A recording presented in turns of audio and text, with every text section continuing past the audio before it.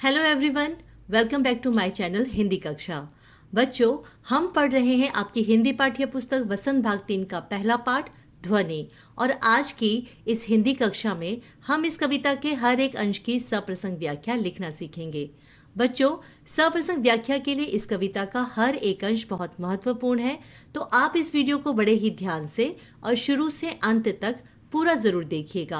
मुझे पूरा विश्वास है कि इस वीडियो से आपकी बहुत हेल्प होगी और आपके एग्ज़ाम के लिए बहुत अच्छी तैयारी भी हो जाएगी। बच्चों, प्रीवियस वीडियोस में इस कविता के कठिन शब्दार्थ, उनसे वाक्य, कविता की विस्तार पूर्वक व्याख्या और पाठ के प्रश्न उत्तर के बारे में मैं आप सभी को विस्तार से पढ़ा चुकी हूँ, जिनका लिंक इस वीडियो के डिस्क्रिप्शन बॉक्स में भी आपको मिल जाएगा। अगर आपने उन वीडियोस को अभी तक नहीं देखा तो ज़रूर देखिएगा और साथ ही साथ चैनल को सब्सक्राइब और बेल आइकन के बटन को प्रेस ज़रूर कर लीजिए, जिससे मेरी सारी वीडियोस और उनके नोटिफिकेशन आपको टाइम टू टाइम मिलते रहें। तो आइए अपनी आज की कक्षा शुरू करते हैं। बच्चों, आइए सबसे पहले सीखते हैं कि यदि किसी काव्यांश की यानी कविता के किसी अंश की सप्रसंग व्याख्या करनी हो तो आप किस तरह से प्रसंग को लिखेंगे। तो बच्चों, प्रसंग लिखते समय आपको सबसे पहले व्याख्या के लिए जो अंश दिया गया है उसकी बहुत ही सूक्ष्म व्याख्या यानी बहुत ही छोटी सी व्याख्या प्रस्तुत करनी होती है, जिससे उस अंश के संबंध में जानकारी प्राप्त हो। इसीलिए आपका प्रसंग सटीक और प्रभावशाली होना चाहिए। तो एक अच्छा प्रसंग लिखते समय आपको 4 बिंदुओं के बारे में क्रम से लिखना चाहिए। पहला, पुस्तक का नाम। दूसरा, कविता का नाम या शीर्षक। तीसरा, कवि का नाम। और चौथा, जिन पंक्तियों की व्याख्या करनी है उन पंक्तियों में जिस भी विषय या घटना के बारे में बताया गया है, आपको उसका संक्षिप्त रूप से यानी छोटा सा 1 या 2 पंक्ति में वर्णन करना होगा। बच्चों, तो आइए कविता के पहले अंश के आधार पर प्रसंग लिखना सीखते हैं। तो आप सभी जानते हैं कि पहला, आपकी पाठ्य पुस्तक का नाम क्या है? हिंदी पाठ्य पुस्तक वसंत भाग 3। दूसरा, कविता का शीर्षक यानी नाम क्या है? ध्वनि। तीसरा, कविता के कवि या रचनाकार का नाम क्या है? सूर्यकांत त्रिपाठी निराला जी। और अंत में कविता के इस अंश में कवि ने किस विषय का वर्णन किया है? तो बच्चों, इस बारे में हम पहले ही पढ़ चुके हैं इस कविता के व्याख्या वाले वीडियो में। तो ये पॉइंट आप आसानी से लिख सकते हैं। जैसे कि आप लिख सकते हैं कि इन पंक्तियों के माध्यम से कवि ने अपने आशावादी और जीवन के प्रति सकारात्मक दृष्टिकोण का परिचय दिया है। बच्चों, तो इन सभी बिंदुओं के आधार पर हम इस प्रकार से प्रसंग लिख सकते हैं। प्रस्तुत पंक्तियां हमारी पाठ्य पुस्तक वसंत भाग 3 में संकलित ध्वनि नामक कविता से ली गई हैं। इसके कवि सूर्यकांत त्रिपाठी निराला जी हैं। इन पंक्तियों के माध्यम से कवि ने अपने आशावादी और जीवन के प्रति सकारात्मक दृष्टिकोण का परिचय दिया है। तो हम इस प्रकार किसी भी वाक्यांश का प्रसंग लिख सकते हैं। बच्चों, अब हिंदी में कविता के लिए काव्य या पद्य शब्द का भी प्रयोग किया जाता है। इसीलिए प्रसंग लिखते समय आप प्रस्तुत पंक्तियां के स्थान पर प्रस्तुत काव्यांश या पद्यांश भी लिख सकते हैं। आइए अब जानते हैं कि व्याख्या का क्या अर्थ होता है और इसे कैसे लिखते हैं। बच्चों, व्याख्या का अर्थ होता है किसी विषय के बारे में विस्तार से वर्णन करना। तो इस तरह सप्रसंग व्याख्या के अंतर्गत व्याख्या लिखते समय हमें जो भी अंश दिया जाता है या जो भी पंक्तियां दी जाती हैं, उन दी गई पंक्तियों में रचनाकार या कवि ने जो भी भाव या विचार व्यक्त किए हैं, यानी उन पंक्तियों के द्वारा कवि या रचनाकार जो भी कहना चाहता है, उन विचारों को, उन भावों को हमें अपने शब्दों में विस्तार पूर्वक लिखना होता है। बच्चों, अपने सप्रसंग व्याख्या को और अधिक प्रभावशाली बनाने के लिए आप विशेष के अंतर्गत अलग से काव्यांश के भाव और काव्य संबंधी विशेषताओं को बिंदुओं के रूप में लिख सकते हैं। जैसे कि आप उस अंश में प्रकट कवि के किसी विशेष भाव को लिख सकते हैं, या कविता में प्रयोग की गई भाषा और के शब्दों के बारे में बता सकते हैं, या फिर उस अंश में आने वाले अलंकार, मुहावरे और लोकोक्तियों के बारे में भी लिख सकते हैं। मैंने हर काव्यांश में प्रसंग और व्याख्या के साथ साथ उसका विशेष वाला भाग भी लिखा है। तो अगर आपको ज़रूरत हो तभी उस विशेष वाले भाग को लेना है, वरना आप उसे छोड़ सकते हैं, उस भाग को लिखने की कोई आवश्यकता नहीं है। बच्चों, अब आप सब अच्छी तरह से समझ गए होंगे कि प्रसंग और व्याख्या को किस प्रकार लिखना है। आइए अब जल्दी से कविता के हर एक अंश की सप्रसंग व्याख्या करते हैं। पहला अंश इस प्रकार है। अभी न होगा मेरा अंत, अभी अभी ही तो आया है, मेरे वन में मृदुल वसंत, अभी न होगा मेरा अंत। प्रसंग। प्रस्तुत पंक्तियां हमारी पाठ्य पुस्तक वसंत भाग 3 में संकलित कविता ध्वनि से ली गई हैं, जिसके कवि सूर्यकांत त्रिपाठी निराला जी हैं। इन पंक्तियों के माध्यम से कवि ने अपने आशावादी और सकारात्मक दृष्टिकोण का परिचय दिया है। व्याख्या। कवि कहते हैं कि उनके इस जीवन का अंत अभी संभव नहीं है, क्योंकि उनके वन रूपी जीवन में वसंत के रूप में नई चेतना और ऊर्जा का संचार हो चुका है, जिसके कारण वे अपने जीवन के प्रति बहुत आशावान और उत्साहित हैं। जिस प्रकार वसंत के आगमन से सारी प्रकृति प्राणवान होकर यौवन से भर जाती है और अपने अवयवों के नवनिर्माण के कार्य में लग जाती है, ठीक उसी प्रकार कवि भी वसंत के रूप में अपने जीवन के लक्ष्य और उद्देश्य को पाकर प्राणवान हो गए हैं। यह वसंत उन्हें नवनिर्माण अर्थात कुछ नया करने के लिए प्रेरित कर रहा है। इसलिए वसंत के समान ही कवि अपनी रचनाओं के माध्यम से समाज का नवनिर्माण करना चाहते हैं और अपने उद्देश्यपूर्ण कार्यों से चारों ओर यश, कीर्ति और आनंद फैलाना चाहते हैं। अतः उनका अंत संभव नहीं है। कवि के अनुसार वास्तव में किसी भी व्यक्ति का अंत तब होता है जब उसके जीवन का कोई लक्ष्य या उद्देश्य नहीं होता, या फिर अपने लक्ष्य को पाने के लिए संघर्ष किए बिना ही वह हार कर निराशा से घिरा रहता है। इस प्रकार इन पंक्तियों में कवि हमें यह संदेश दे रहे हैं कि हमें हर परिस्थिति में सदैव आशावान और सकारात्मक बने रहना चाहिए और एक लक्ष्यपूर्ण जीवन जीना चाहिए। विशेष। पहला, इस काव्यांश में जीवन के प्रति कवि के आशावादी व सकारात्मक दृष्टिकोण का परिचय मिलता है। दूसरा, तत्सम शब्दों का प्रयोग किया गया है। तीसरा, अभी अभी में पुनरुक्ति अलंकार है। सप्रसंग व्याख्या के लिए अगला अंश इस प्रकार है। हरे हरे ये पात, डालियां कलियां कोमल गात, मैं ही अपना स्वप्न मृदुल कर, फेरूंगा निद्रित कलियों पर, जगा एक प्रत्यूष मनोहर। बच्चों, इस अंश का प्रसंग इस प्रकार लिख सकते हैं। प्रस्तुत काव्यांश हमारी पाठ्य पुस्तक वसंत भाग 3 में संकलित कविता ध्वनि से उद्धृत है। इसके कवि सूर्यकांत त्रिपाठी निराला जी हैं। इन पंक्तियों के अंतर्गत कवि नींद और आलस्य से घिरे निराश युवाओं को कर्तव्य पथ पर चलने के लिए और उद्देश्यपूर्ण जीवन जीने के लिए प्रेरित करना चाहते हैं।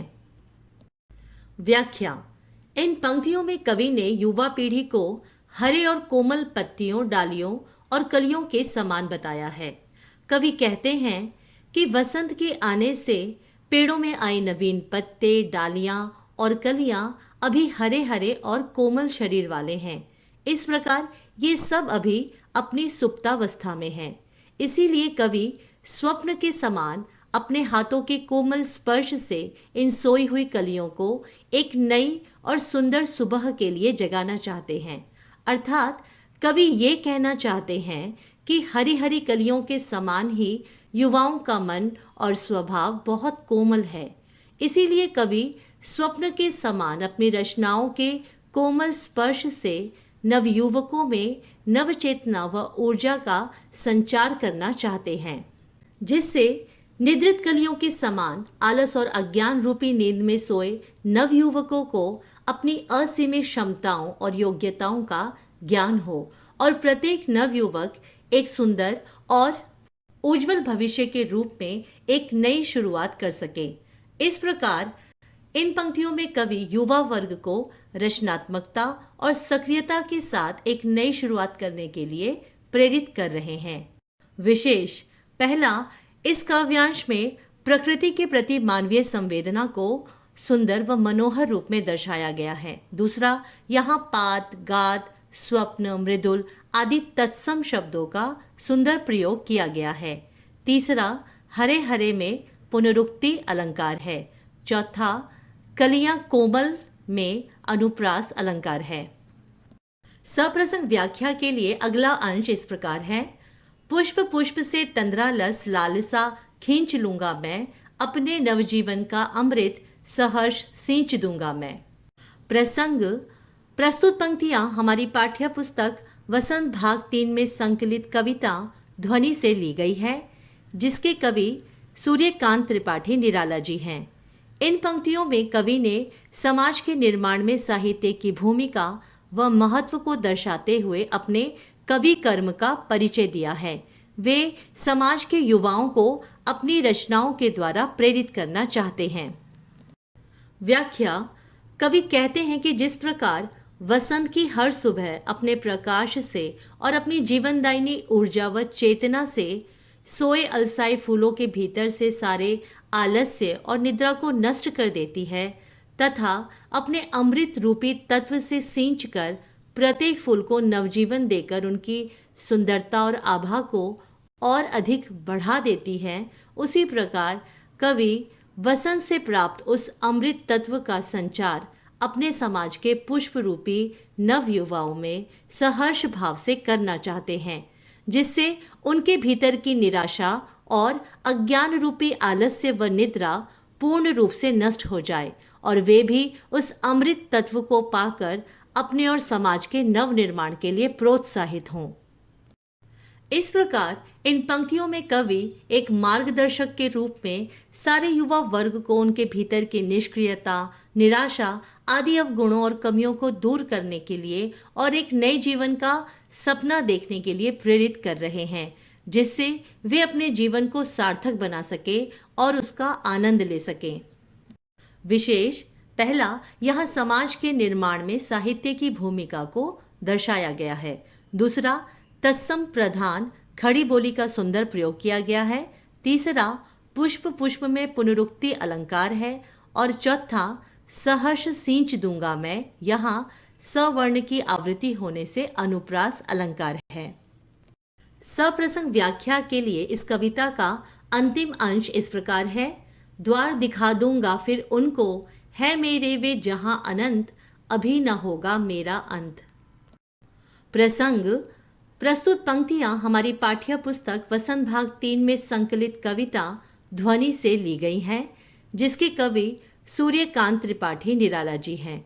इन पंक्तियों में कवि युवाओं को उनके उद्देश्यपूर्ण जीवन का बोध कराते हुए उन्हें कर्तव्य पथ की ओर अग्रसर करना चाहते हैं, जिससे वे श्रेष्ठ कार्यों को करते हुए महानता व अमरता को प्राप्त कर सकें। व्याख्या। कवि कहते हैं कि जिस प्रकार वसंत ऋतु प्रकृति के हर वस्तु को अपने अमृत से सींचकर उनका नव निर्माण व विकास करती है और उन्हें अनंत मार्ग की ओर ले जाती है, ठीक उसी प्रकार कवि समाज के थके हारे, निराश और लक्ष्यहीन युवाओं का मार्गदर्शन करते हुए उन्हें उज्जवल भविष्य का व महानता का द्वार दिखाना चाहते हैं। वे प्रत्येक युवा के भीतर कर्मठता, सक्रियता, आशा और संघर्ष से पोषित ज्ञान के महान बीज रोपित करना चाहते हैं, जिसके प्रभाव से युवा वर्ग पुष्प के समान खिलकर अनंत काल तक अपनी आभा और सुगंध से पूरे राष्ट्र को सुशोभित करे और उनके द्वारा किए गए महान कार्यों से इस संसार में युगों युगों तक उनका यशोगान होता रहे। कवि की रचनाएं निरंतर हर आने वाली नई पीढ़ी का मार्गदर्शन करती रहेंगी। इसीलिए कवि का मानना है कि वसंत के संदेशवाहक के रूप में उनका अंत कभी नहीं होगा। इस प्रकार कवि युवाओं को उनके भविष्य और देश के प्रति जागरूक व सजग करना चाहते हैं। उनके अनुसार हमारे जीवन का अभिप्राय केवल खाना, सोना और आराम करना नहीं है, बल्कि इस समाज और राष्ट्र के प्रति भी हमारे कुछ कर्तव्य हैं, जिसे हमें पूरा करना चाहिए। वर्तमान में हम जिस प्रकार के समाज की स्थापना करेंगे, भविष्य में आने वाली पीढ़ी उसी में फलेगी फूलेगी। विशेष पहला, यहाँ कवि ने स्वयं को वसंत के संदेशवाहक के रूप में प्रकट किया है, जो समाज का नव निर्माण करना चाहते हैं। दूसरा, तत्सम प्रधान खड़ी बोली का सुंदर प्रयोग किया गया है। तीसरा, द्वार दिखा दूंगा फिर उनको, यहाँ द वर्ण की आवृत्ति होने से अनुप्रास अलंकार है। बच्चों, ये थी इस कविता के हर एक अंश की सप्रसंग व्याख्या और मैं आशा करती हूँ कि अब आप इस कविता के हर एक अंश का प्रसंग और उसकी व्याख्या को आसानी से लिख पाएंगे। इसके लिए आप खुद भी लिखकर इनका अभ्यास जरूर कीजिएगा और मात्राओं का विशेष ध्यान रखिएगा। और ज़्यादा अच्छा होगा यदि इस वीडियो को देखने के बाद आप स्वयं कविता के भाव को समझते हुए अपने शब्दों में व्याख्या लिखने का प्रयास करें। नेक्स्ट वीडियो में हम इस पाठ के एक्स्ट्रा क्वेश्चन आंसर करेंगे, यानी कि अतिरिक्त प्रश्नोत्तर। तो इस वीडियो को लाइक और शेयर जरूर करें और आपको यह वीडियो कैसी लगी कमेंट करके मुझे जरूर बताइएगा। और यदि आपका कोई भी डाउट या प्रश्न हो तो आप कमेंट सेक्शन में जाकर मुझसे शेयर कर सकते हैं। और मेरी नेक्स्ट वीडियो का नोटिफिकेशन पाने के लिए चैनल को सब्सक्राइब और बेल आइकन के बटन को प्रेस करना ना भूलें। तो मिलते हैं अगली वीडियो में। आप सब इसी तरह खुश रहिए, स्वस्थ रहिए और हिंदी पढ़ते रहिए। धन्यवाद।